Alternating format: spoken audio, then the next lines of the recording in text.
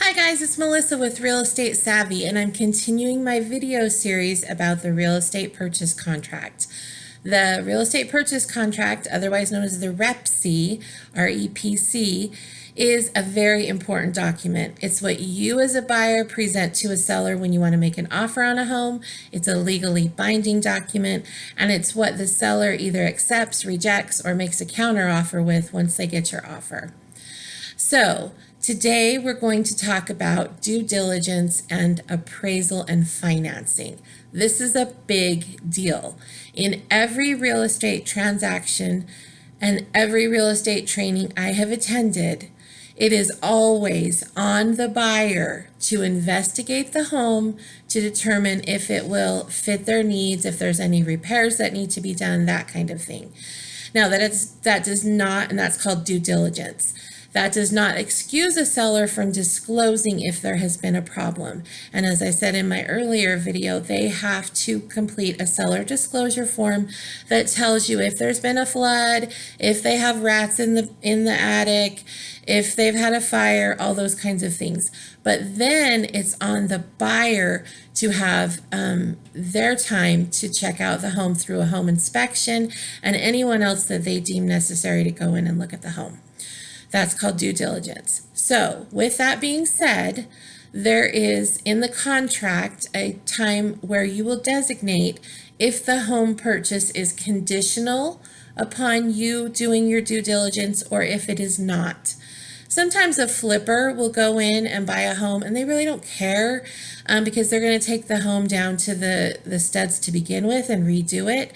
So they really don't care if there was a flood at one point or whatever. As long as the home seems okay now, they're good to go, they move on.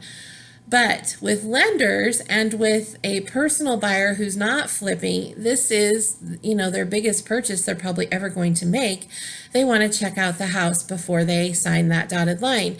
And so they hire a home inspector and they go in and they get a home inspection report and they review it and all of that.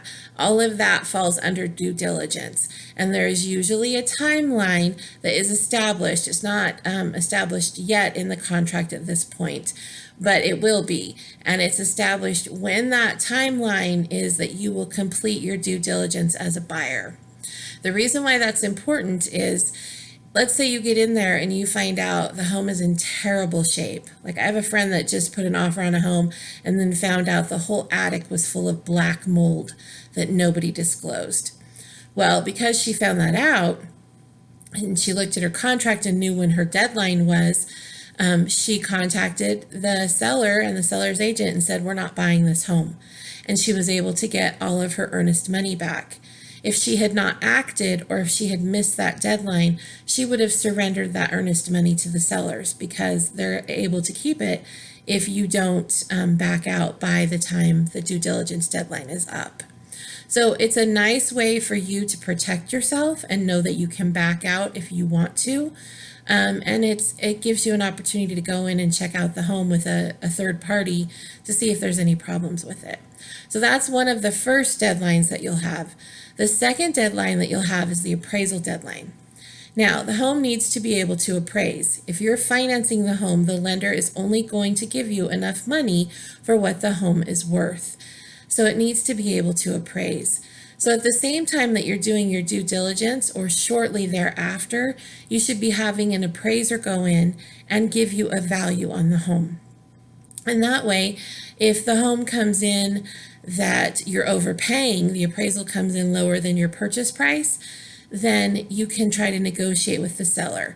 And one of two things can happen. They can tell you, great, we'll let you pay the lower price that the appraisal says, or they'll say, too bad, we're not going to do that. You get to pay the price that you agreed to pay. And so at that point, you then have another out. If you're unable to resolve any appraisal issues, then you can simply cancel the contract and get your earnest money back.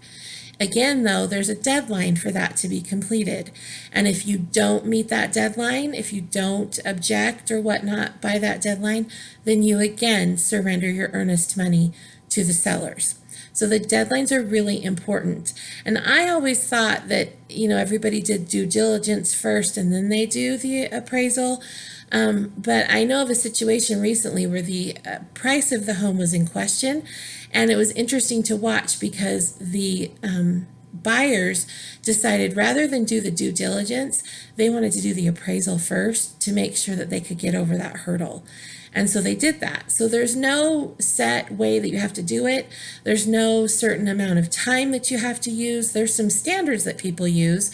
They might give 7 to 10 days for due diligence after acceptance, and then another week or 10 days after that for the appraisal. But there's no set time frame. It just depends on your circumstance and what works for you and the seller. Some sellers want a quick close. Some sellers can take 3 months to close. They don't need to move right away. So just work that out with your agent, however you want those timelines to be.